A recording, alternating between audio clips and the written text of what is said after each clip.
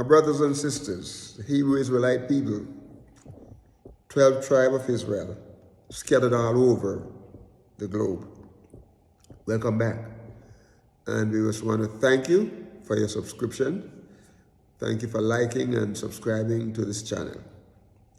We're asking you that you will continue to do that, continue to give your support and lend your support to this cause as we try to gather our Hebrew Israelite people. There are many, many people that need to come into a relationship with Yahuwah.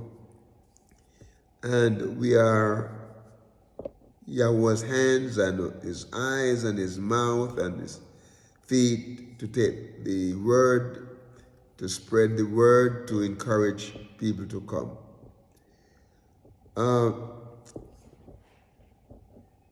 Welcome back also to the fact that we're just getting ready to start our Shabbat.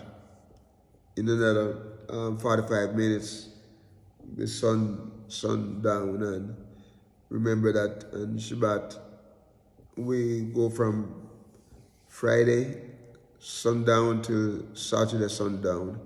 We're not going to be legalistic or anything like that because we know things are different, times are different, and people have jobs and you know, sometimes even though they're Hebrew Israelites, they have to work in some professions as doctors, nurses, policemen, firemen, and many, many other areas of professions. And we know that we're not just living in an agricultural society as the early Israelites were, but we still wanted to take the time and acknowledge and you know, make sure you spend some time, you know, with Yahuwah. You know something?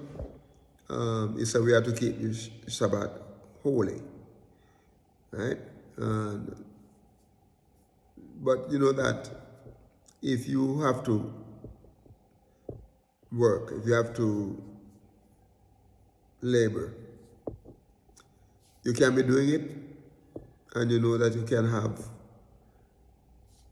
Yahuwah in your heart and your mind. You can be praying. You don't have to be taking up the Bible and opening it to, you know, you can be praying while you're doing your work. You can worship Him while you're working.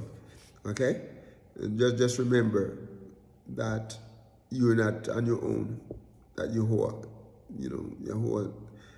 you know, is with you, and always acknowledge Him and do what is best. Okay?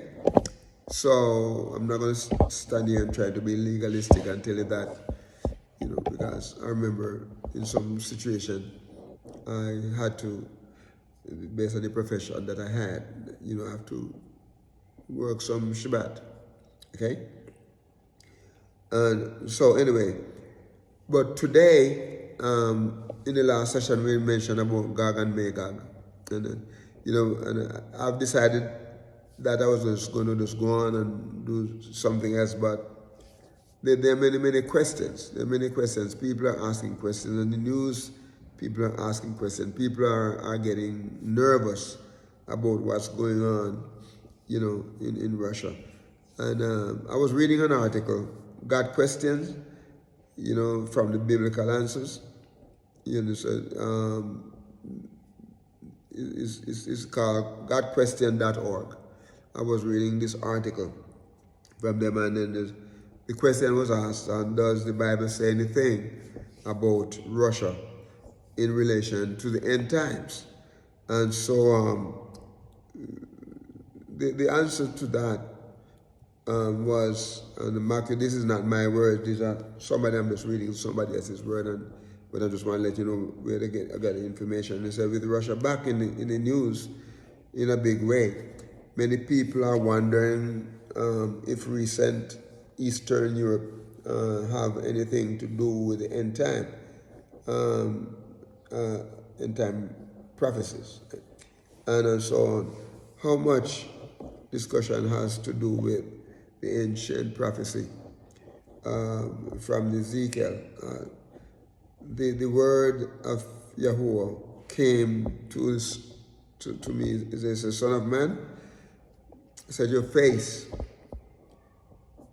against Gog and the land of Magog and the chief prince of Meshach and Tubal." And he said, "Prophesy against him and say, Gog," say this, that the sovereign Yahuwah says, "I am against you, Gog, chief prince of Meshach and Tubal." And then in Ezekiel 38, verses 1 to 3, identifies Gog and Magog, Meshach and Tubal. They are the key to fully understand the prophecy. Okay? But based on the article, and we read the article and combine it with Ezekiel 38, verses 5 and 6. He said, "Gog is a person." Okay? Whoever Gog is, he is from the land of Magog and is the leader of Tubal and Meshach. In some translation, add Rosh, like in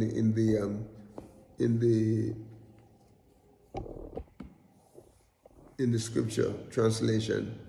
Someplace you'll see the word Rosh there. But the confederacy of other nations like Persia, Cush, Phut, Gomer, and Beth Targama, in Ezekiel 38, verses 5 through 6. And whoever he is, he will have planned to attack a peaceful, unsuspecting people. And it lists Israel as that. We know that right now our Hebrew Israelite people are gathering all over the nations, all over the world. They're coming back. And like I said, many of them not going to be able to get into the land of Israel because it will be so many of us. The land of Israel will not contain us. So wherever we are, we're going to face wars. Okay? We're going to face suffering because the Gentile end is coming. The Gentile rule is coming to an end. And anywhere we gather as a people of Yah, they're going to be fight against us. They're going to try to destroy us. They're going to try to hinder us from experiencing the joy of what Yahuwah said that we're going to receive. So we got to make sure that regardless of what God's plan is, just remember that Yahuwah is against him and will defeat him. Will defeat, and this defeat, based on what he said here in Ezekiel, going to be a sound defeat. Okay?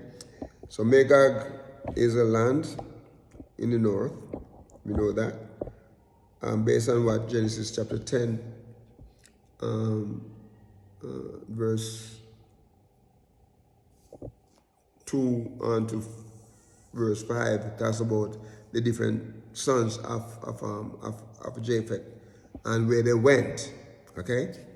Where they went. And we know that they are straight north of Israel.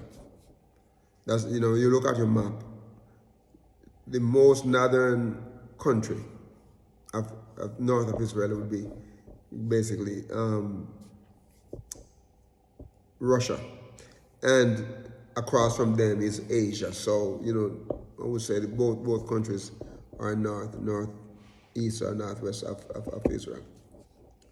So, Magog is interpreted as Russia, and Russia is straight north of Israel. Okay, just remember that. But according to this view, Rosh is the reference to Russia. Meshach is also Moscow or the people in the Black Seas. Okay, and Tubal is always, indeed, always Tubal, which is always listed with Meshach in the scripture and is identified as a city of Siberia. Based on present day identification. Okay, and then Siberia and is also identified as a city in Siberia, right?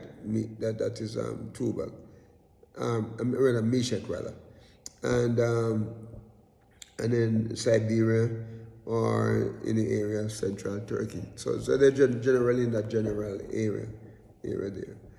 Okay. So based on the article that I was reading, he said others see Magog as a general term used in Ezekiel, as far as in Ezekiel's time, to identify the barbarians living near the Black Sea or the Caspian Sea. And so regardless of the exact location of Magog, Tubal and Meshach, there is no doubt that the general areas include portions of Russia and the former Soviet Union, and possibly, some Arab countries, because they talk about a league that they're going to be working with. Right now, we know that Iran, this is present-day Persia. They don't speak. Well, there are some people speak Arabic, but they speak Farsi as a language here. And but we know that they are, to this very moment, agreeing with Russia and Russia attack and the Ukrainian people. So we know that in the past, the Arabs were against us because they helped to sell us to deal with the slaves in the East Atlantic Treaty when they were selling the slaves, with the East Atlantic voyage to the Americas and the Caribbean and so on. We know that they made a lot of money from our family backs, by taking us and I say us because, they were a family, so it's us, right? And sold us into slavery, Now, I'm not saying that they were not slavery prior to that time, they were slavery prior to that time, but it was not as bad as it was in the Caribbean and in the Americas. Okay, this was inhumane the way things were there. But we know that based on this article I was reading, it was talking about the fact that the Bible mentioned Russia, although not by name in connection with the end time, Ezekiel 38 and 39, and definitely refer to the nation coming from the north, northern Asia, to attack Israel, and we know that that's going to happen, and we know that our people are going to be involved because we are coming back, and they may not attack us directly in Israel, in the land of Israel, but they will attack us probably in the Caribbean or in the Americas or wherever we are. Okay, we're going to stop here, but please be prayerful and be alert to what's going on around us, and remember to pray for our friends and loved ones and all the Hebrew Israelite people scattered all over the globe. This is your Moray, Yeshu Ben Uriah Israel, and we're going to ask you to continue to subscribe and lend your support, whatever you can do, to help advance this channel. We ask you to be blessed. Shabbat Shalom again, and walk with the King.